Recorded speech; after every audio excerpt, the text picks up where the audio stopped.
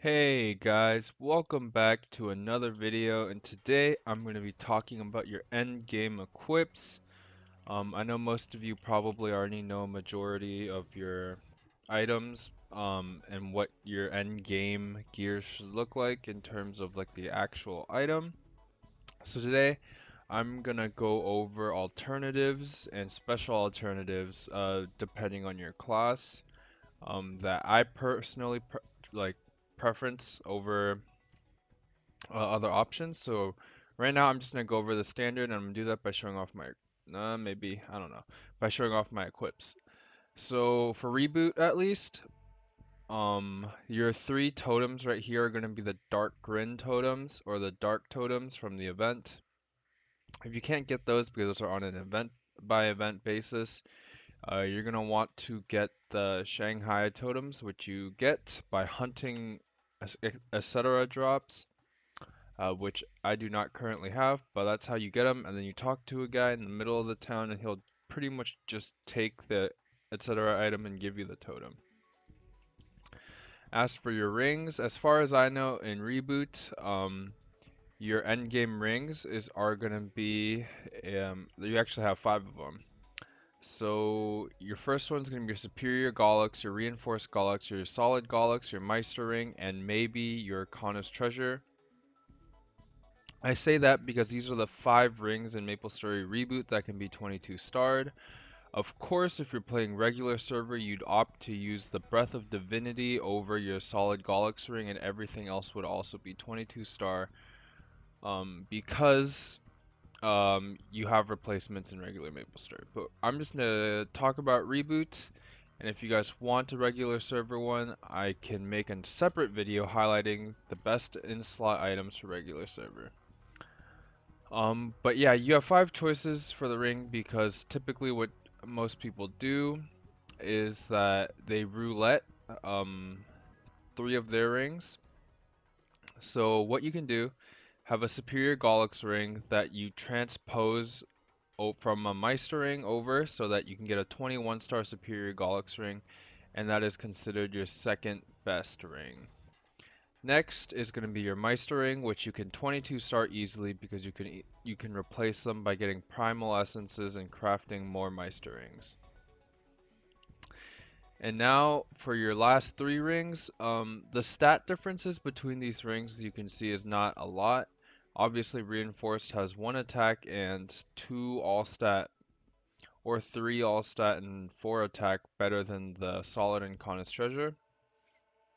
But all of that stat difference goes out the window with 1 additional Star Force above 15. So what most people do, they roulette each ring. So for example, these are both 17. I would get this to 17 as well, and then get them up 1 star at a time. So I'd say try to go 18 on reinforced. If it gets to 18, try to do 18 on the solid. If it's all 18 on the solid, I do 18 on the Kana's treasure.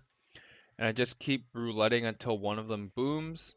So then at the end of it, you'll have 218, 219, 220, 221, or 222 star rings, and one of them will be gone. For me right now, I'm not at that point where I can roulette the rings yet, so I still have my reinforced and my solid as my 2 use rings, and my Kana's treasure as a drop ring.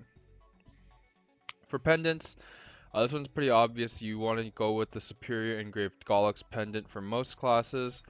I've heard that the Demon Avenger class can use a Dominator pendant because of the additional percent HP, but I'm not so sure. So for now, I'm just going to say that you want to be using 2 superior Gollux pendants because they're the best pendant stat-wise that you can get in the game,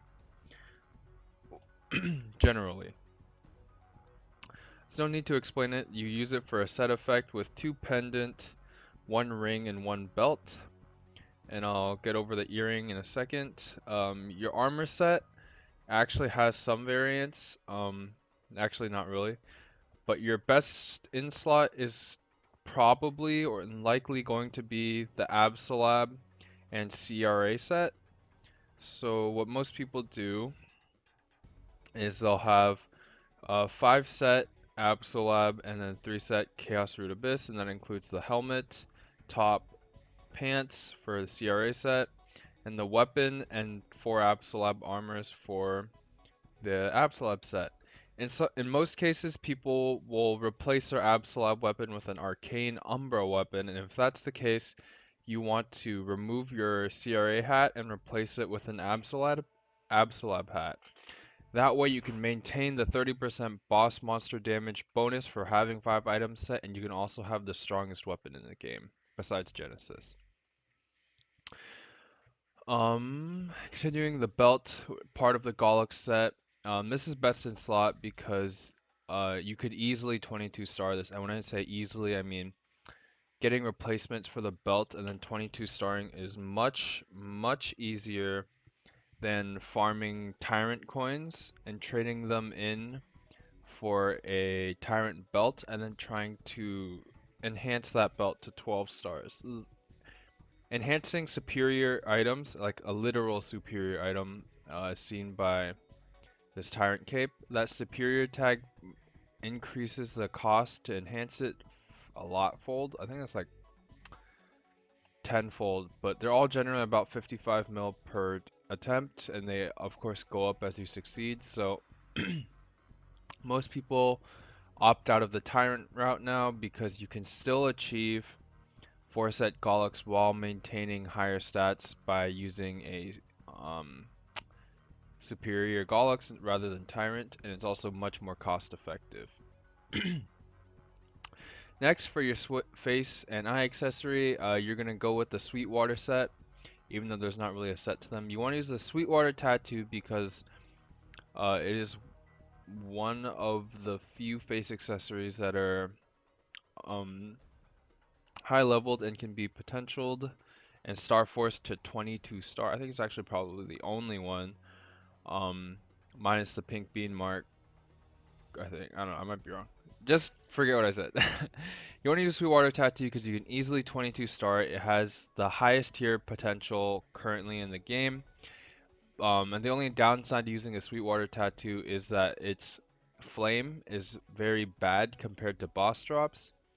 So let's say the Aqua Eye thing from Zakum can be flamed very well, but it can't be 22 starred. And by 22 starring, you're pretty much gaining a ton of all stat and attack, which you don't want to miss out on. Sweetwater Monocle, on the other hand, is by itself is not best in slot, but if you transpose over a, what do you call it, a Chaos Pap Mark, that's when the Sweetwater becomes best in slot, because what you do is you flame the Chaos Pap Mark for a boss tier flame, typically around 6 all stat and like 70 plus regular stat, or 60 plus regular stat.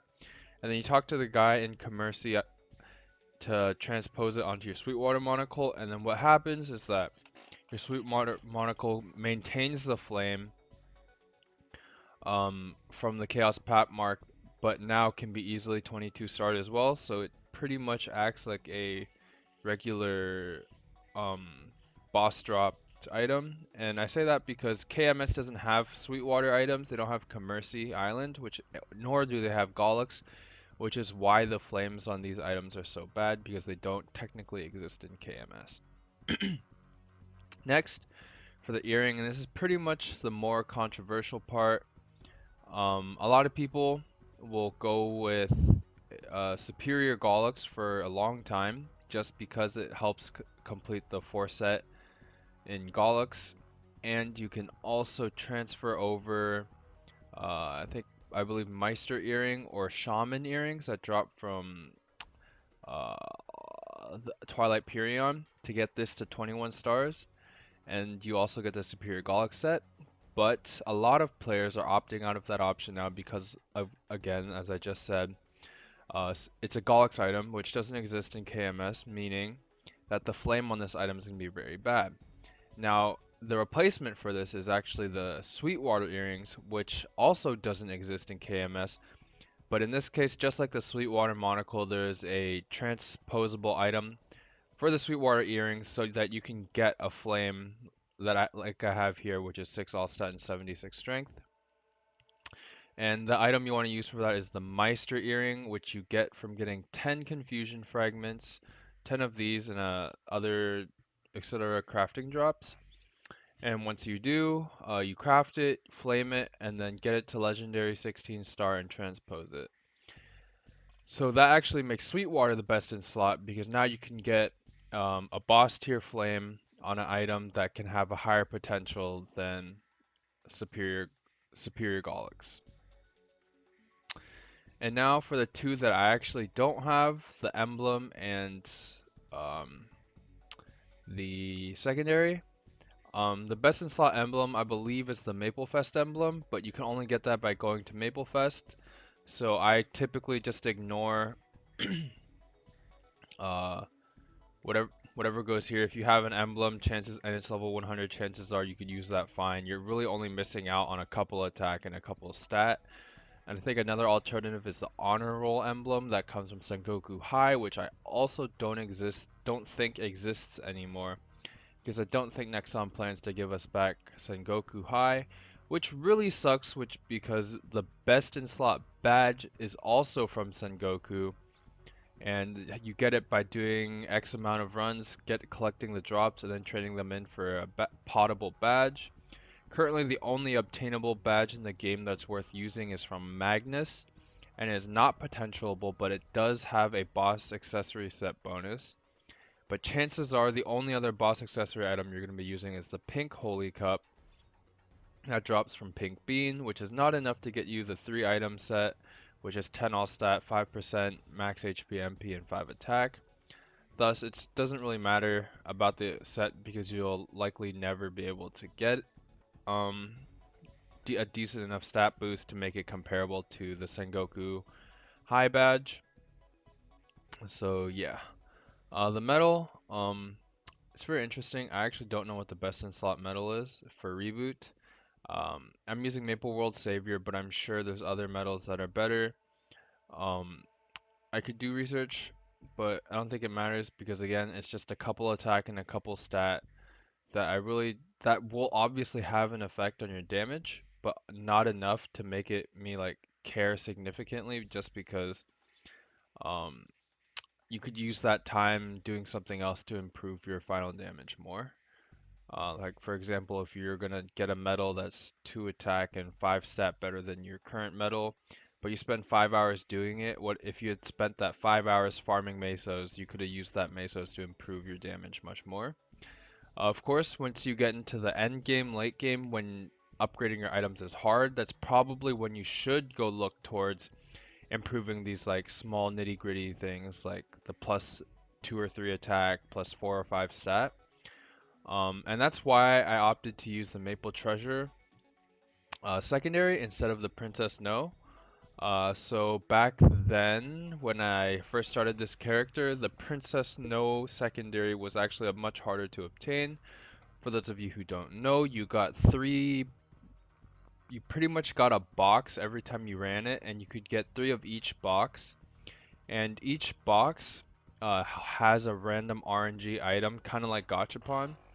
And from what I knew, you could only get secondaries from the silver and gold box, which gives you 6 chances um, a day to get a secondary. But that secondary that you got from the box wasn't always guaranteed to be fit for your class. So you could have gotten an Aaron second, Evan secondary, Mercedes. Um, and that pretty much made it near impossible to get in Reboot because once again, in Reboot you can't trade. So if you get one on a different character or whatever, you can't just move it onto your main, which is why I opted for the Maple Treasure. It was down a couple attack and a couple stat, but I thought it was worthwhile to invest in it than to wait for a Princess No because I probably would have never got one. But now they've changed that since so that you could easily probably party up and kill Princess No for maybe like 3 or 4 weeks, and you'd probably have enough to get your secondary from boss drops like CRA. Princess No drops these usable pieces that you double click to get whatever secondary you want. So with that system, actually obtaining the secondaries is very worth it now, and I'd recommend doing that before you make your secondary. But if you do decide to make your secondary, I recommend just getting 21% attack or 15% attack or something low, unless it is on your Princess Nose secondary, because eventually you are going to replace it, and it's a very easy, I want to say, item to get. So yeah. And then for the last item is the heart. Currently, the best in slot heart is going to be the one Droid Heart. That also comes from events. This one might be possible to get actually because I think Nexon mentioned somewhere that they actually like the one Droid Heart event, where basically you just do a really long jump quest, and if you complete it, you get an android and you get a heart. That heart can be 15 starred and is at least level 100 or 120, so it can have the second highest potentials in the game, which is great because your only other option for getting a heart is crafting one or buying one from Ardent Mill, and those expire in 30 days and are probably no higher level than 50, meaning the potentials are going to suck. You're going to waste any bit of invested money into that heart after a month, so there's no point, which is why this slot is empty, because there's no point in me trying to make a heart for this class. I mean for this character, because it's just going to disappear in a month. So I just leave that be, and I'm going to wait patiently for the One Droid event, which hopefully comes back in September, but who knows. But yeah, that is my best in slot video for Maplestory Reboot, and what gears uh, you should try to get. Um, I know most people probably are wondering how easy or hard it is to get these gears, and quite honestly, it's pretty hard for a new player. You need to collect hundreds of Gollux coins, and if you can't kill Helix, that's going to take much longer than someone who has Helix carries every day. Which is why, if you're still watching, I'm going to offer to you my public Discord server where I try my best to carry people, um, the bosses that I can carry within a reasonable amount of time. Currently, that's Hard Magnus, Chaos Root Abyss, and Gollux. Um, I've been on a short hiatus recently because of PAX West, so that's now over and I'm ready to start carrying people again. So if you need help trying to get these gears, join the Discord, follow the instructions on the info, please read channel, and hopefully I can help you out getting some of your gears, because I know funding up to be strong enough to solo Root Abyss or forming a party to kill Root Abyss can take a really long time, when it could be easily fast-tracked just by getting a carry. So yeah, I'll put the link in the description down below, and all I ask is that you guys give this video a thumbs up, and subscribe, comment down below what you want to see in future videos, and within the next day or two I'll have my day 120 to 150 progression video on Maplestory Reboot, which hasn't really changed much because I'm starting to get to the point where I'm just plateauing and I'm just trying to focus on leveling up this and my Kana farmer. So yeah, that's pretty much my plans for the next couple weeks in terms of progression. But watch out for my next video, my 150 days of reboot. And yeah, hope you guys enjoyed the video. Hope you guys learned something. If you have any questions, please feel free to leave a comment down below, and I will do my best to answer them. Thanks for watching. Hope to see you again.